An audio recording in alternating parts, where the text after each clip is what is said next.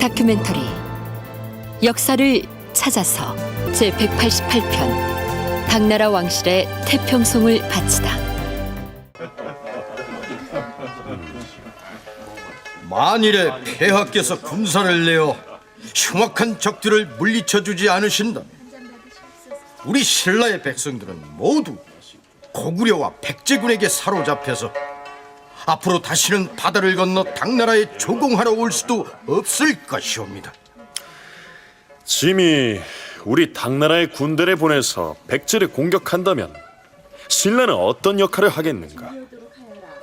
우리 신라 역시 모든 군사를 동원하여 폐하의 군대를 도와 백제를 칠 것이옵니다. 그러나 우리 당나라가 복수해야 할 적은 백제가 아니라 고구려이니라. 짐은 수나라 양제에 이어서 또다시 대군을 동원하여 고구려 원정에 나섰으나 안시성을 무너뜨리지 못하고 결국 철수했다. 백제를 멸망시킨 다음엔 반드시 고구려를 칠 것인데 그때 신라가 할 수 있는 역할은 무엇인가? 후방에서 고구려를 공격하여 그들의 전투력을 약화시킬 것이며 당나라 군에 대한 보급 지원 등 어떤 일이라도 마다하지 않을 것이옵니다. 한데 이 자리에서 황제 폐하께 다짐받아야 할 것이 있사옵니다. 무엇인지 말해보라. 고구려와 백제를 멸망시키는 전쟁에 우리 신라가 당을 도와 협조를 해준다면 전쟁이 끝난 뒤에 우리에게 어떤 보상을 해줄 수 있겠사옵니까? 우리 당나라는 고구려 땅을 차지할 것이니 백제의 땅을 신라가 차지하면 되지 않겠는가? 백제의 땅이라 하면 좋다. 고구려의 도읍이 있는 평양 이남의 땅을 신라가 차지하도록 양해한다면 만족하겠는가? 그만하면 만족할 만하옵니다. 황제 폐하. 그러면 두 나라를 멸망시킨 다음에 전후 처리 문제는 그렇게 결정하면 되겠구나. 오늘은 기분 좋은 날이다. 여보라, 잔치에 참석한 신라의 사절단 모두에게 술을 권하고 악공들은 흥겹게 풍악을 울려라. 신라 진덕여왕 2년, 서기로는 648년에 신라조정의 실권자였던 김춘추는 당나라의 사신으로 가서 당태종 이세민으로부터 군사 지원을 약속받습니다. 우리가 흔히 나당연합이라고 표현하는 신라와 당과의 군사연합이 이때 이뤄진 것이죠. 지난 시간 말미에 잠시 언급했듯이 당태종과 김춘추는 당나라가 백제 및 고구려와 전쟁을 벌일 때 신라가 어떤 역할을 할 것인지, 그리고 그 두 나라를 멸망시키는 데 성공한다면 그 전리품을 어떻게 분배할 것인지에 대해서 구체적인 논의를 했을 것으로 보입니다. 앞에서 드라마로 꾸며서 소개한 부분은 당시에 오갔을 법한 두 사람의 대화를 가상해서 들려드린 것입니다. 그런데 실제로 삼국사기 신라본기 문무왕 11년조에는 이때 당태종이 김춘추에게 이렇게 얘기한 것으로 기록되어 있습니다.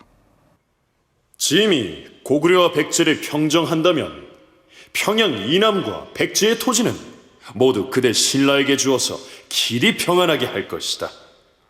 당시 신라는 백제의 잦은 공격을 받고 있었기 때문에 신라가 절실하게 필요한 건 역시 백제를 물리칠 수 있는 당나라의 군사 지원이었습니다. 그럼에도 불구하고 기록에 의하면 신라는 당나라의 군사 지원을 요청할 때마다 고구려와 백제가 신라를 멸망시키려 한다고 얘기합니다.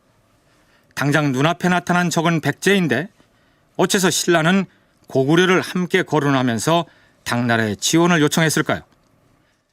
단국대 이호영 교수는 국사편찬위원회에서 발간한 논문집 한국사의 나당 군사동맹 관련 논문에서 이렇게 분석하고 있습니다. 물론 신라는 고구려와 백제 양국의 위협을 받았지만 신라에서 1차적인 통합 대상으로 삼은 것은 백제였다. 따라서 당나라의 강적이 고구려였던 상황을 재빨리 간파한 신라는 당나라와의 외교에서 고구려 백제 양국의 침입을 거론하면서 결론은 백제에 초점을 두었다. 이러한 과정에서 신라는 고구려와 백제가 군사연합을 할 것이라는 점을 강조하여 당에게 의구심을 갖게 함으로써 당이 신라에 접근하도록 유도했던 것이다. 사실 이 시기에 고구려와 백제가 군사동맹을 맺었다는 기록은 어디에도 없습니다. 그러나 신라는 그 두 나라가 연합하여 신라를 공격한다는 얘기를 함으로써 당나라의 군사 지원을 얻어내려 했다는 얘기입니다. 1차적으로 고구려만을 적으로 간주하고 있던 당나라로 하여금 백제에게도 적대감을 갖도록 유도한 것이죠.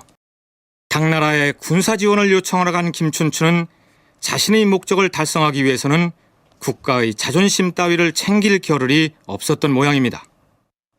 황제폐하, 소위는 우리 신라의 복제를 개편하여 중국의 제도를 받아들일까 하옵니다. 오, 신라 조정에서 우리 당나라의 복식을 받아들여 우리의 예복을 입겠다고 하였는가? 그러하옵니다, 황제폐하. 듣던 중 반가운 소리구나. 여봐라, 신라 사신 김춘추와 그 시중에게 우리 당나라 조정의 의복을 가져다 선물하도록 하라. 김춘추가 복장을 중국의 제도에 따라 고칠 것을 청하니 강태종은 곧 안에서 진귀한 의복을 꺼내오게 하여 김춘추와 그 시중들에게 주고 아울러 김춘추에게 특진 벼슬을 주었으며 그의 아들 문왕에게는 좌무위 장군의 벼슬을 주었다. 당태종이 김춘추와 그의 시중들에게 벼슬을 제수한 것이야 애교적인 관례를 할 수 있겠죠. 그러나 중국의 복제를 받아들인다는 것은 가볍게 넘길 일이 아닙니다. 신라 관리들이 복장을 중국 방식으로 통일하겠다는 것인데 고대 국가 시기에 관리들의 복장은 단순한 옷차림 그 이상의 의미를 지니고 있었습니다. 동국대 윤선태 교수의 얘기를 들어보시죠. 이것을 모화라고 그러죠. 중국을 사모한다는 뜻입니다. 그러니까 중국의 습속과 문화와 그것을 대표하는 것이 뭐냐면 바로 옷이죠. 옷은 눈으로 시각적으로 확연하게 드러납니다. 우리도 보면 한복이 우리의 어떤 한국의 이미지를 보여주는 것에 많이 이용되죠. 외국에 나갈 때 한복을 입고 나간다든지 그런 경우도 있는데 그것은 중국의 복장을 신라가 입는다는 말은 우리는 중국을 사모하고 또 중국의 어떤 습속을 좋아하고 중국을 배신하지 않는다는 것을 보여주는 것입니다. 이 김춘추는 바로 당나라에 대한 가장 강렬한 메시지를 보여주는 거죠. 흥미로운 것은 만일 신라의 사신이 김춘추가 아닌 다른 사람이었다면 당나라 황제에게 중국의 복식을 신라 조정에서 받아들이겠다, 이런 중요한 얘기를 함부로 꺼낼 수 있었겠느냐 하는 점입니다. 말하자면 당시 당나라의 사신으로 갔던 김춘추는 신라 조정의 실권자이자 나중에 왕위에 오를 가능성이 큰 인물로서 정상애교에 버금가는 애교 행위를 하고 있었던 것입니다. 서울대 서희식 교수의 얘기입니다. 당시에도 이 얘기 자체는 따르도록 추진을 한번 해보겠다, 적극 검토해보겠다 하는 얘기였겠지, 제가 가서 시행하겠습니다 하는 얘기는 못했겠지요. 왕도 아닌 처지에 당나라의 복제를 따르겠다 하는 것은 이제 당에 복속한다, 당에 신속한다 라고 하는 그런 암시적인 내용이 다분한 그런 조처였고 이제 흐름이었습니다. 사실은 강대국은 지금도 그렇습니다만은 강대국과의 화친 협력의 강화, 우리가 서로가 혈맹이라는 것을 여기서 더 크게 확인했다는 것은 강대국의 요구를 잘 들어주면은 혈맹인 거고. 김춘추는 당나라의 군사 지원을 얻어내기 위해서 당나라에 신속하겠다, 즉 신라가 신하의 나라로서 당나라를 섬기겠다는 충성서약의 상징으로서 당나라의 복제를 따르겠다고 얘기했던 것입니다. 그뿐이 아닙니다.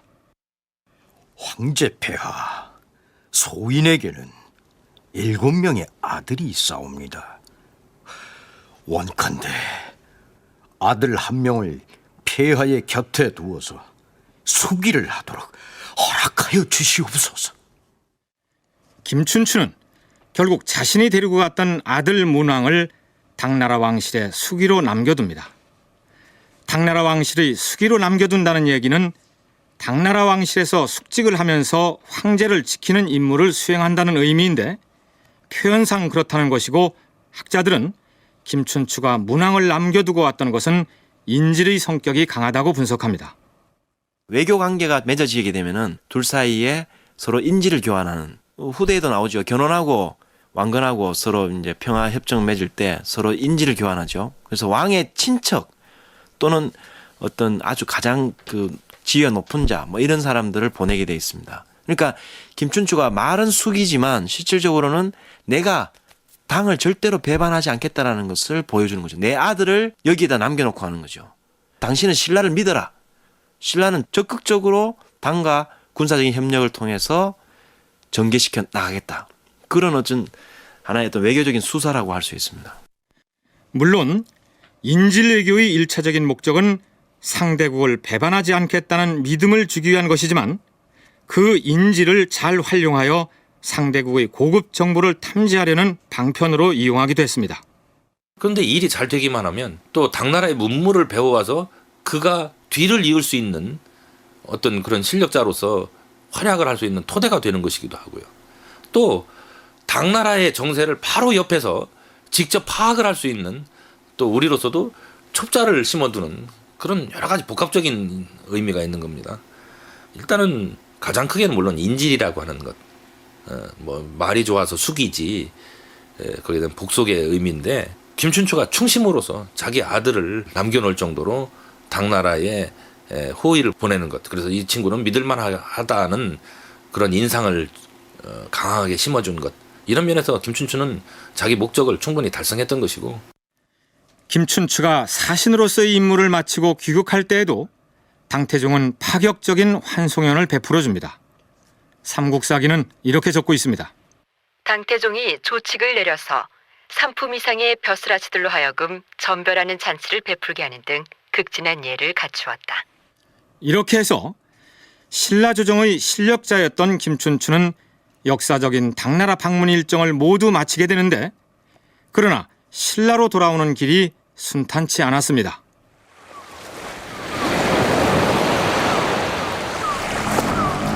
파도가 제법 거칠어지는구나. 괜찮겠는가? 걱정 마십시오, 나으리. 선수를 육지 쪽으로 돌려서 연안을 따라 항해할 것입니다. 저기 왼편에 보이는 육지는 고구려 땅이 아니냐? 그렇습니다. 아니, 저기 저 배는 무엇이냐? 우리 배를 향해서 다가오고 있지 않느냐? 나으리, 큰일 났습니다. 무장을 한 군사들이 타고 있는 것 같습니다. 그렇다면 고구려의 병선이란 말이냐? 그렇습니다, 나으리. 필시 우리 사절단이 당나라에서 돌아온다는 사실을 미리 간파하고 길목을 지키고 있었던 것 같습니다. 이 일을 어찌하면 좋단 말이냐? 비상한 수단을 강구해야겠습니다. 나으리, 머리에 쓰고 있는 그 관을 소인에게 주시고 저 뒤쪽에 따라오는 작은 배를 타고 신속히 빠져나가십시오.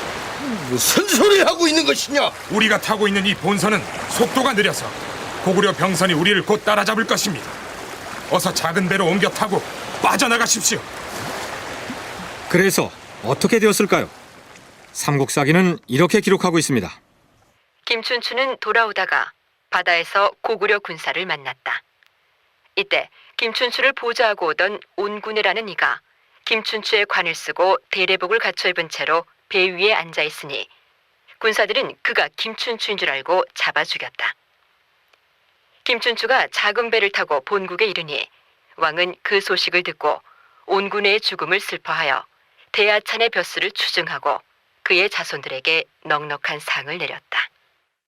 이 시점에 신라에서 당나라로 가는 직항로는 굉장히 위험합니다. 지금은 뭐 배가 좋아서 다들 건너가지만 옛날 연안을 따라서 산동반도 쪽으로 가는 최대한 연안을 따라 올라가면서 건너가게 되어 있습니다. 그렇기 때문에 고구려의 영토 또는 고구려 정탐선에 걸리게 되어 있습니다. 또 고구려는 신라가 계속적으로 당과의 관계를 맺으려고 한다는 것을 알고 있는 거죠. 그래서 아마 첩보가 들었다고 생각됩니다. 그런 첩보 속에서 결과적으로 김춘추를 죽이려고 잡았는데 김춘추의 부하가 지혜를 발휘해서 살아남게 됩니다.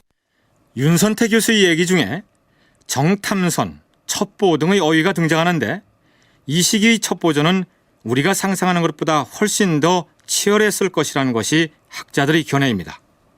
어려운 교통 사정에도 불구하고 주변 국가들에 파견된 간첩을 통하여 국제 정세를 비교적 신속하게 탐지할 수 있었다는 얘기죠. 간첩은 간자, 첩자 혹은 세작이라고 불렸는데 서기 601년에 해당하는 일본 서기 기록에는 다음과 같은 내용이 수록되어 있습니다. 추고 천왕 9년 9월 초하루에 신라의 간자 가마다가 대마도에 이르렀다. 그를 잡아들여서 천왕에게 바치니 천왕이 그를 우에노에 유배하였다.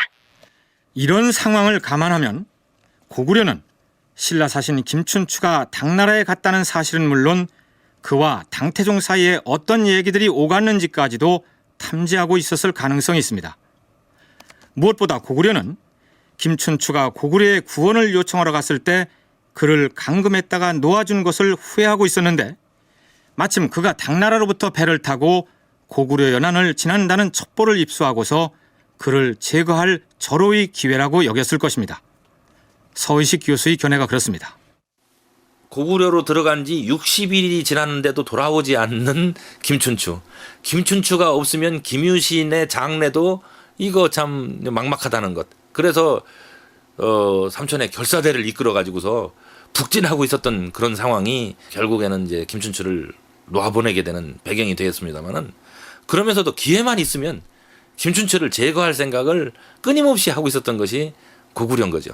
그런데 마침 김춘추가 당나라로 갔다는 것이고 당나라에서 아마 어느 정도 이 얘기가 오갔는지 하는 것도 당장 그 고구려의 그 정보망에 걸려가지고 다 얘기가 됐을 거예요. 어쨌든 김춘추를 제거함으로써 신라와 당나라 간의 군사연합을 저지하려던 고구려의 계획은 수포로 돌아갔던 것입니다.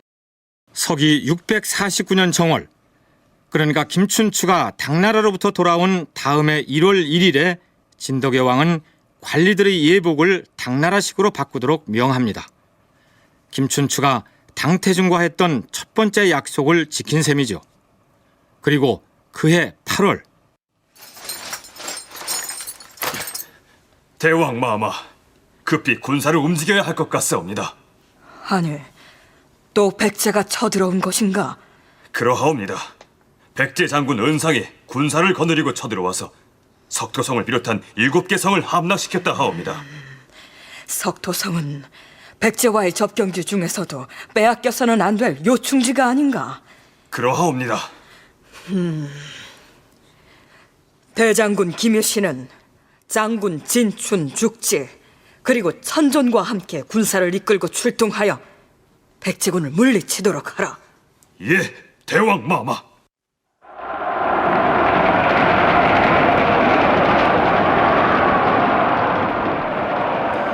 백제군이 점령했다는 석토성은 지금의 충청북도 진천 일대로 비정됩니다. 그건 그렇고 앞에서 간첩 얘기를 거론했습니다만 김유신은 백제와의 이 전투에서 상대의 첩자에게 거짓 정보를 흘리는 심리전을 구사하여 성공합니다. 삼국사기 관련 내용을 소개하면 이렇습니다. 김유신은 군사를 거느리고 나가 10여일 동안이나 여기저기서 적과 싸웠으나 백제군이 물러가지 않으므로 도살성 밑에 주둔하였다. 김유신이 장병들에게 말했다. 오늘은 반드시 백제에서 첩자가 올 것이다. 너희들은 수상한 자를 발견하더라도 누구냐고 묻지도 말고 모른 체 하라. 그런데 김유신의 말대로 정말로 백제의 첩자가 왔다. 이때 김유신은 장졸들에게 영을 내려 말했다. 성벽을 굳게 지키면서 조금도 움직이지 말라. 내일 대규모 고원군이 당도하면 백제군과 결전을 벌일 것이다. 백제의 첩자는 이 말을 듣고 돌아가서 장수 은상에게 보고하였다. 은상은 신라군이 증가된다고 하니 크게 두려워하고 있었는데 이때 김유신의 신라군이 돌격하였다.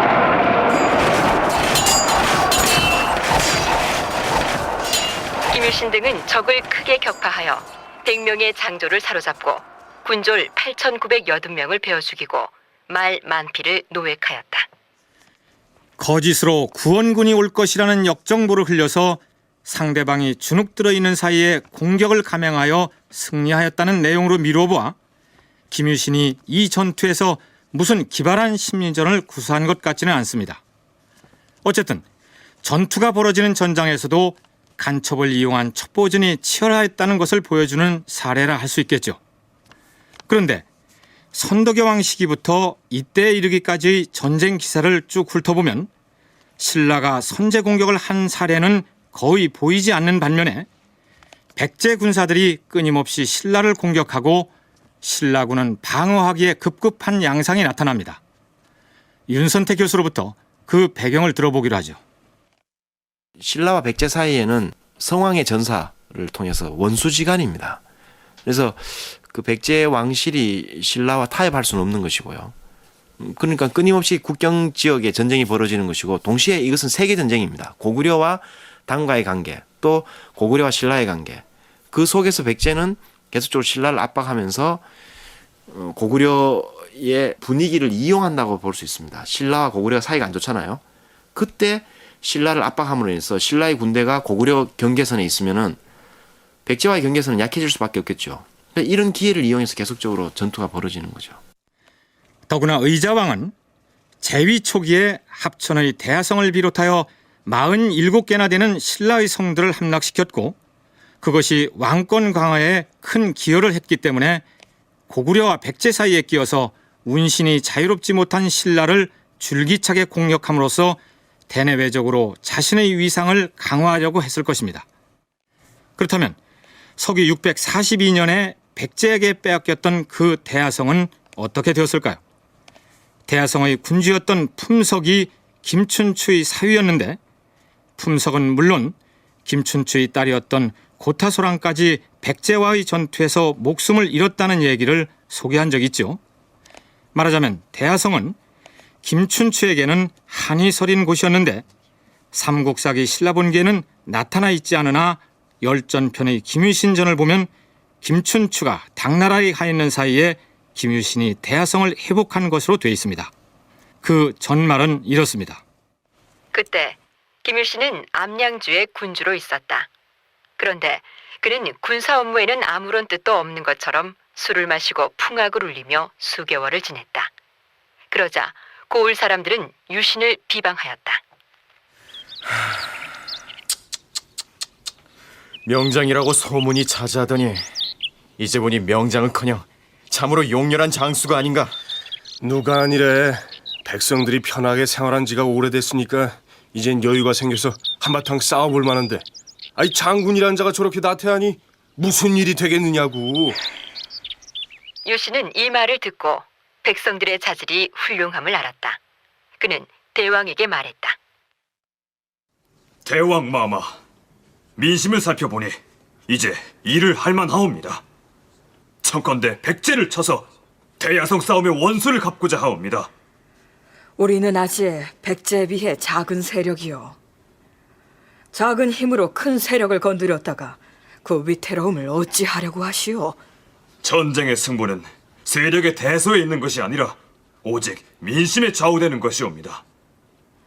소장이 민심을 살핀 바에 따르면 지금 우리는 한뜻이 되어 생사를 같이 할 수 있으니 백제쯤은 두려워할 것이 없사옵니다. 좋소. 그럼 대장군 유신은 군사를 이끌고 가서 대야성을 회복하도록 하시오. 유신은 드디어 각주의 병사를 선발하고 훈련하여 적진으로 진격하였다. 대야성 밖에 이르니 백제가 역습으로 대항하였다. 그는 이기지 못하는 척하고 일부러 패주하여 옥문국에 이르렀다. 백제는 그를 얕잡아 보고 군사를 크게 동원하여 왔다. 그때 복병이 일어나 백제군의 앞뒤를 공격하여 대파하고 백제 장수 8명을 사로잡았으며 1000명의 목을 베었다. 유신은 백제의 장군에게 말했다. 우리 군주 품석과 그 안에 김씨의 뼈가 너희 나라 옥중에 묻혀 있다. 그런데 지금 너희들의 비장 8명이 우리에게 잡혀서 꿇어 엎드린 채 살려주기를 간청하고 있다. 나는 여우와 표범이 죽을 때 머리를 제 고향으로 둔다는 뜻을 생각하여 그들을 참아 죽이지 않았다. 그러니 지금이라도 너희는 죽은 두 사람의 유고를 8명의 산 사람과 바꾸는 것이 어떠한가? 김일신이 그렇게 제안하자 백제의 좌평 중상이 의자왕에게 말했다. 신라 사람의 해고를 여기 남겨두어서 유익할 것이 없으니 돌려보내는 것이 좋겠사옵니다. 만일 저들이 신의를 저버리고 우리 8명의 장수들을 돌려보내지 않는다면 잘못은 저들에 있는 것이며 우리가 옳은 것이니 무엇을 걱정하겠습니까? 이렇게 말하고 곧 품속 부부의 유고를 파서 관에 넣어 보냈다. 유신은 사로잡힌 8사람의 백제 비장들에 대한 귀환을 허락하였다. 그리고 마침내 승세를 타고 백제 경내에 들어가 악성 등 12성을 함락시키고 2만여 명의 머리를 베었으며 9,000명을 사로잡았다. 왕은 전공을 논하여 유신에게 2찬의 자귀를 주고 상주 행군 대총관으로 삼았다. 유신은 다시 적의 경내에 들어가서 진래 등의 9성을 공격하여 9,000여 명의 머리를 베었으며 600명을 사로잡았다. 이렇게 해서 김유신은 백제에게 빼앗겼던 대하성과 그 일대의 성들을 되찾은 것입니다. 그 직후에 김춘추가 당나라에서 돌아오는데 김유신 열전에는 김춘추가 당나라로부터 20만 병력을 얻기로 하고 돌아와 김유신과 만났다라고 되어 있습니다. 이 기록대로라면 김춘추와 당태종 사이에 지원군의 병력 규모를 얼마로 할 것인지가 논의 되었다는 얘기가 됩니다. 삼국사기 신라본기의 서기 650년 기록에는 이런 내용이 올라 있습니다. 진덕왕 4년 4월에 왕은 진골로서 벼슬을 가진 사람은 손에 아호를 잡도록 하였다. 여기서 아홀이란 코끼리의 이빨, 즉 상아를 의미하는 어금니 아자에다 피리소리 따를 홀자로 되어 있습니다. 아마 텔레비전 사극에서 임금 앞에 줄지어 선 신하들이 두 손으로 20cm 정도 길이의 길쭉한 판자 막대 같은 것을 가슴 앞에 받쳐들고 있는 모습을 보았을 텐데요. 그것이 바로 홀입니다. 윤선태 교수의 설명을 들어보시죠. 신하들은 왕의 명령을 항상 적어야 되기 때문에 원래 목관을 이렇게 가지고 왕이 말하는 걸 이렇게 적었습니다. 그게 이제 점차 좋은 어떤 재질로 바뀌어가는 거죠. 그래서 상아로 만든 홀을 이렇게 들고 있거나 또는 물소뿔로 만든 홀을 들고 있거나 뭐 이런 그걸 홀이라고 그럽니다. 이렇게 넓적하게 되어서 이렇게 신하들이 이렇게 왜 사극에 보면은 들고 있는 모습이 있죠. 그걸 홀이라고 그러는데요. 그 홀을 갖고 있다가 이제 거기다 뭐를 이제 적고 꺼내서 적고 하는 그런 용도입니다. 실질적인 용도이지만 의례화되어서 형식화되어서 신하가 그것을 갖고 있는 어떤 하나의 상징적인데요.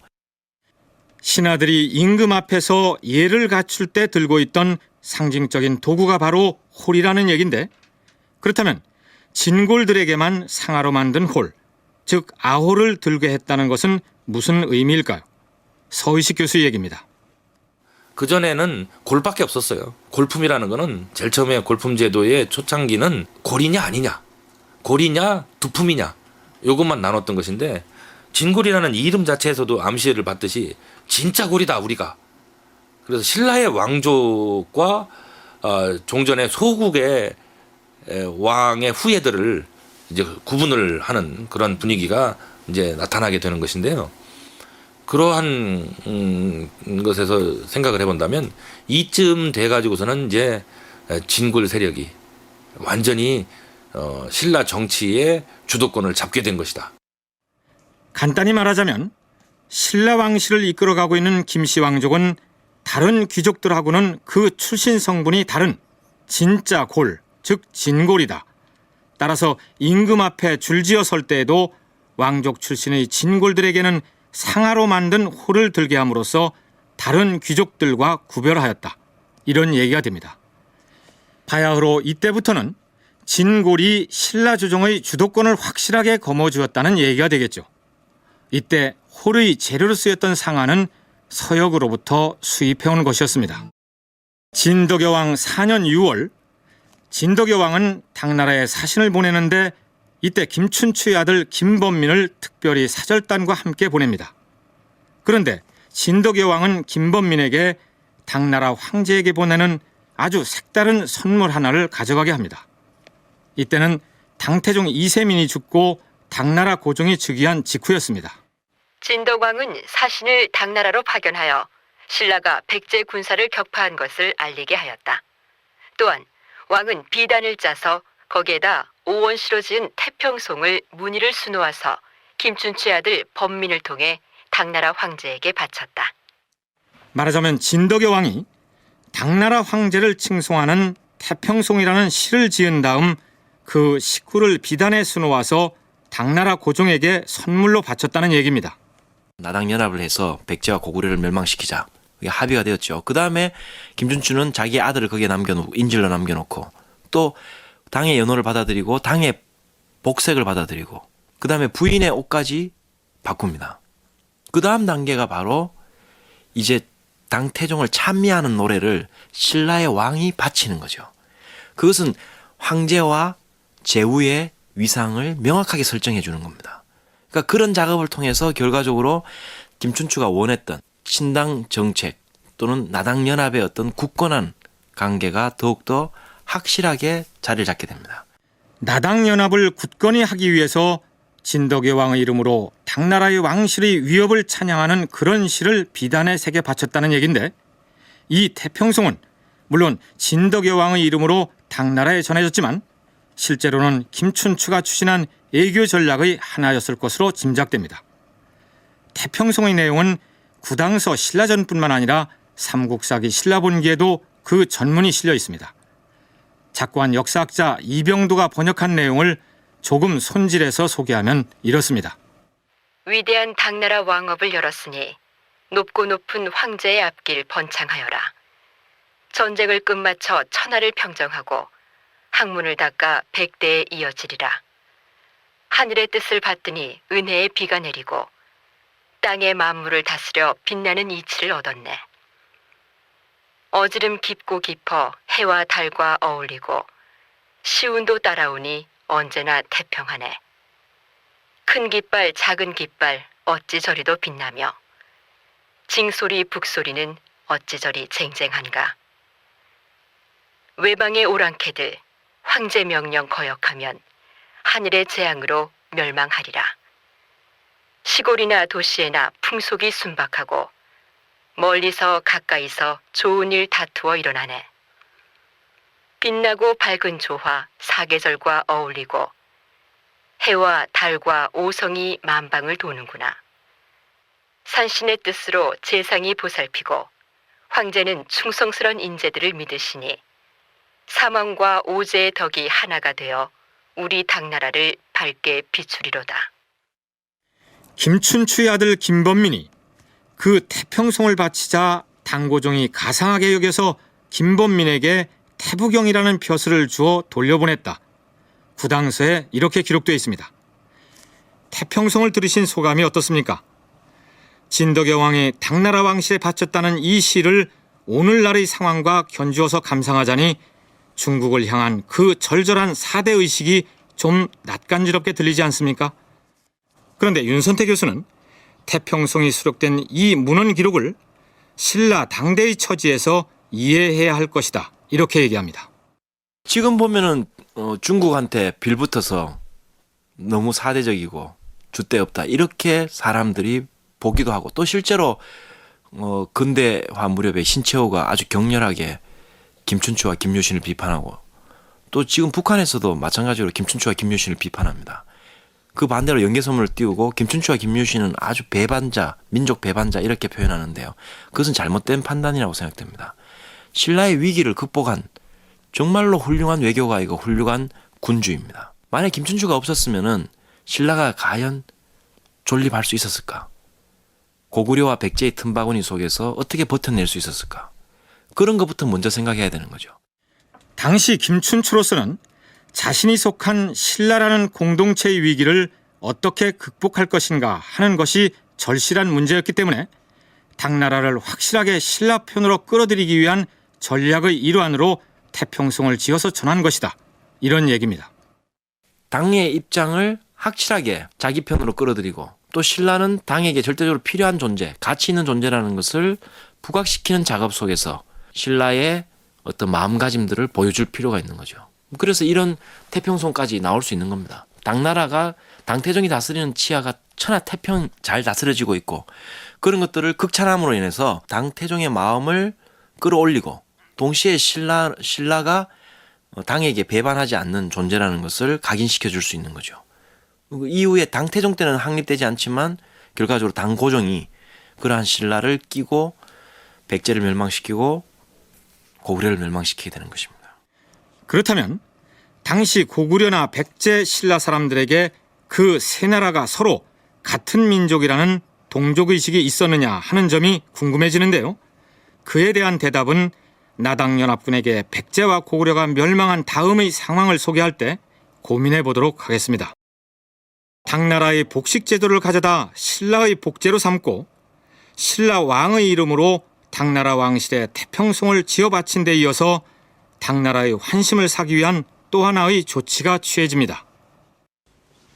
우리 신라는 버풍대왕이 독자적인 연호를 선포하여 사용한 이래 다른 선대 대왕들께서도 따로 연호를 지어 사용해 왔소. 과인도 즉위하던 해에 태화를 연호로 삼아 오늘에 이르렀소. 헌데 당나라의 요구가 있어 부득이 태화라는 연호를 파하고 이제부턴 당나라 황제의 연호인 영휘를 받아들여서 우리 신라의 연호로 삼기로 했으니 그리들 알고 시행하도록 하시오. 아시겠소?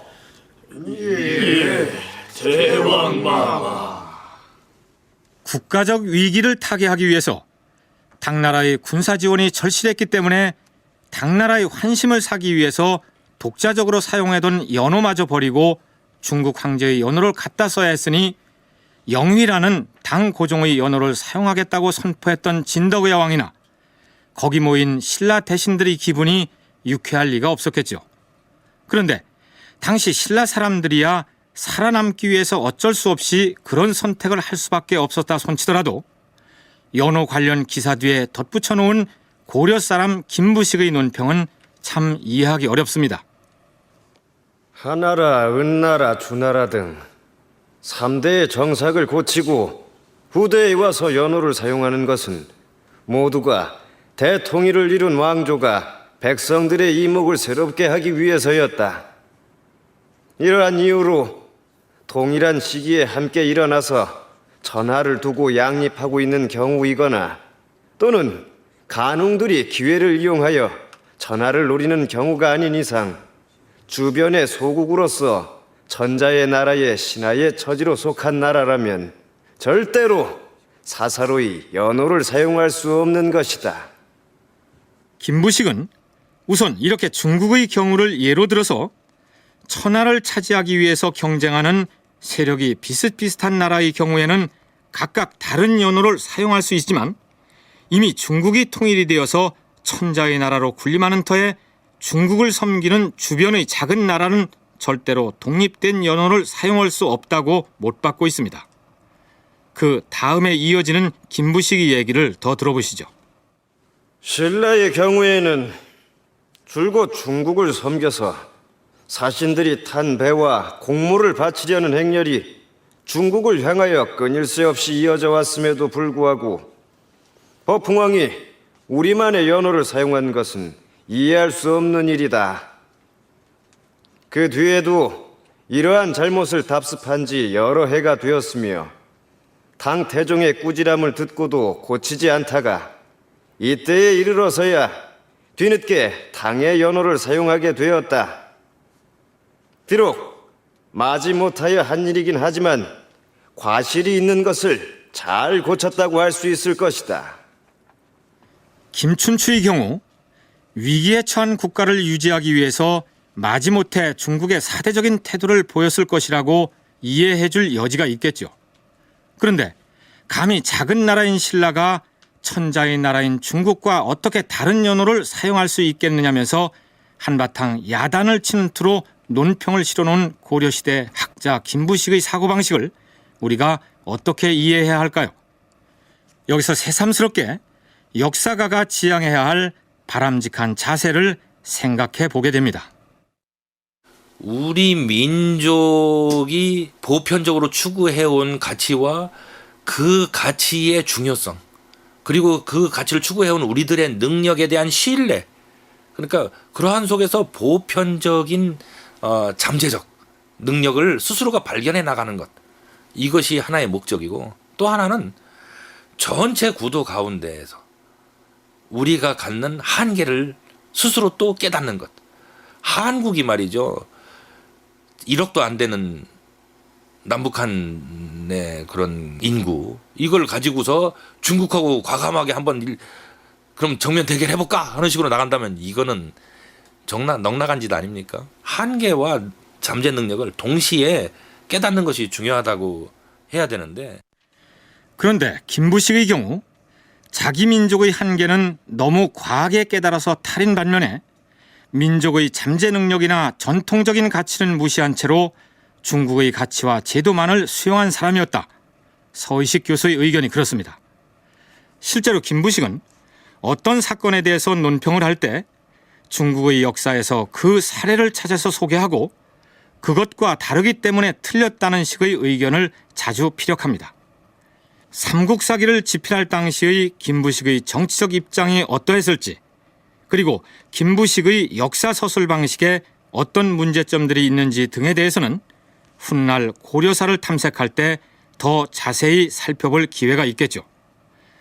참고로 민족주의 사학자로 불리는 신채호는 조선선거서라는 저술에서 진덕왕식이 김춘추가 드러내 보인 당나라에 대한 사대 행위를 이렇게 힐난합니다. 김춘추는 바다를 건너 당에 들어가서 당태종을 보고 신라의 위급한 사정을 진술하고 모든 공손한 말과 예물들을 동원하여 구원병을 청하였다. 이때 당나라 군주의 비위를 맞추기 위해서 아들을 남겨도 인질로 바치고 본국의 의관을 버리고 당나라의 의관을 썼으며 스스로 기록해오던 왕의 연호를 버리고 당의 연호를 썼다. 또 당태종이 편찬한 진서와 과장과 첨삭이 심한 사기, 한서, 삼국지 등을 들여왔으며 그 중에서도 조선을 모욕하고 멸시한 표현이 많은 기록들을 가져다 그대로 신라에 전하여 퍼뜨림으로써 사대주의의 병균을 전파하기 시작했다. 극과 극으로 대비되는 이 두 사람의 역사관을 이해하기 위해서는 김부식이 삼국사기를 집필했던 고려시대의 상황과 신채호가 조선상고사를 집필했던 일제강점기의 상황을 참고할 필요가 있겠죠. 진덕의 왕식이 김춘추의 대당 애교에 대한 김부식과 신채호의 상반된 역사 인식을 청취자 여러분은 어떻게 생각하십니까? 서기 651년 정월 초하루 임금이 조원전이라는 곳에서 신하들의 신년 할애를 받습니다. 당시 임금과 신하 사이에 신년 인사를 어떻게 주고받았는지는 알 수 없으나 이때 그런 의례가 처음 행해진 것으로 삼국사기는 적고 있습니다. 진덕왕 5년 정월 1일에 왕은 조원전에 나와서 백관들의 신정 할애를 받았는데 신정 할애의 예절이 이때부터 시작되었다. 그렇다면 그 이전에는 새해를 맞이해서 임금과 신하들이 한데 모여 인사를 나누는 의식이 없었을까요? 서경에도 나오죠. 수시라고 해서 성인은 시간을 받아서 백성에게 제때에 농사를 지을 수 있도록 유도해 주는 건데, 그러한 하늘로부터의 시간을 받는 의식 자체가 바로 1월 1일 날, 즉 새로운 새해가 바뀔 때 이루어집니다. 그러니까 신라에도 신년 할애식이 있었는데 이때에 더욱더 이제 유교적인 어떤 의식들, 이런 것들이 강조되었을 가능성이 있다고 생각됩니다. 그래서 김춘추라는 이름도 과거의 사람들하고는 좀 다르죠. 그 속에는 그야말로 중국식 이름, 유교식 이름이 들어가 있습니다. 그런 마음가짐에서 김춘추가 어떤 국가의 어떤 새로운 제도 또는 제사 의례 이런 것들을 중국식 유교 정치 이념에 맞게 변화시켜 갔을 가능성은 있다고 생각됩니다. 그러니까 그 이전에도 신라 조정에서는 제 나름의 신년 할애식을 해왔을 터인데 이때에 이르러서 유교의 격식을 갖춰서 중국식 새해 맞이 행사로 바꾸어 처음 시행한 것이 아니겠느냐. 윤선택 교수의 분석이 그렇습니다. 한편 한 달 뒤인 2월에는 왕실 기구에 대한 개편 작업이 이루어집니다. 지금까지 왕실에 품주가 있었는데 이제부터는 품주를 집사부로 고쳐 부를 것이며 파진찬 죽지를 집사부의 중시로 삼아 기밀 사무를 맡게 할 것이요. 집사부의 전신이 품주입니다. 품주란 말은 뭔가를 바친다는 뜻인데요. 바치는 주인, 즉 바치는 우두머리 이런 뜻입니다. 그러니까 바치는 어떤 대상은 왕이겠죠. 그래서 왕의 어떤 비서기구들입니다.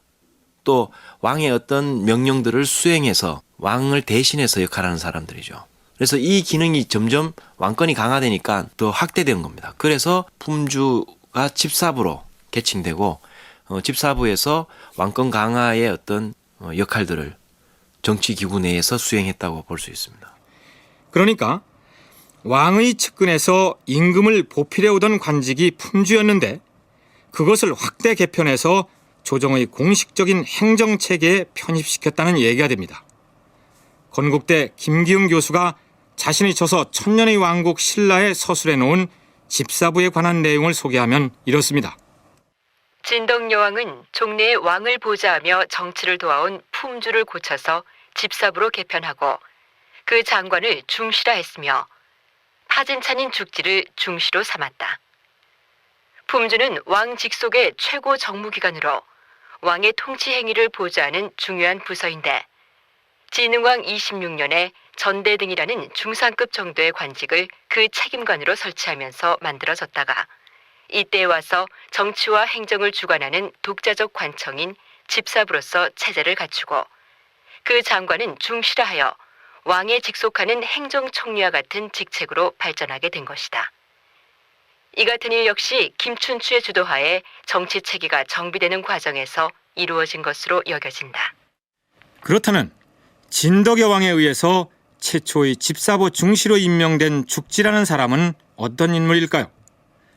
지난 시간에 대신들이 우지암이라는 데에 모여서 회의를 하다가 갑자기 뛰어든 호랑이를 알천이라는 사람이 맨손으로 잡았다는 삼국유사의 기록을 소개한 적이 있죠.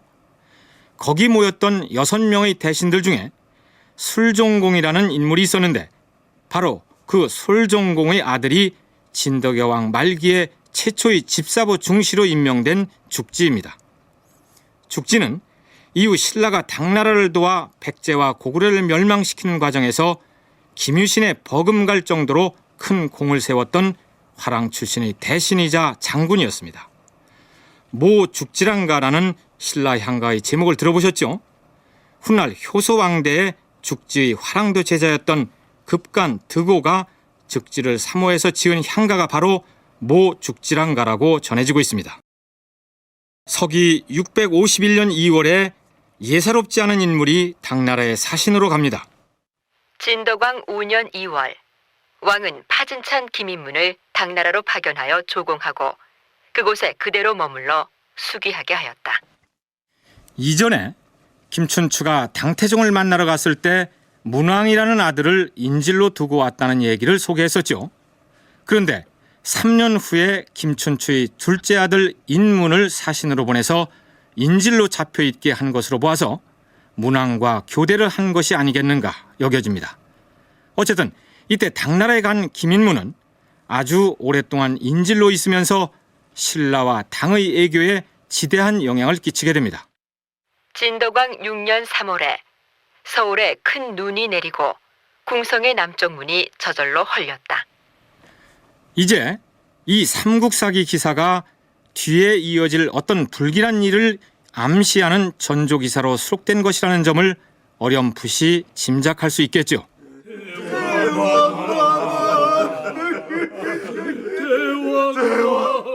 서기 654년 3월 진덕여왕은 재위 8년 만에 세상을 떠납니다. 삼국사기는 진덕여왕의 사망 관련 내용을 이렇게 적고 있습니다. 진덕왕 8년 3월에 왕이 돌아가심으로 시호를 진덕이라 하고 사량부에 장사 지냈다. 당고종은 이 소식을 듣고 영광문에서 애도를 표하고 대상승 장문수를 파견하여 조문하게 하고 비단 300피를 보냈다.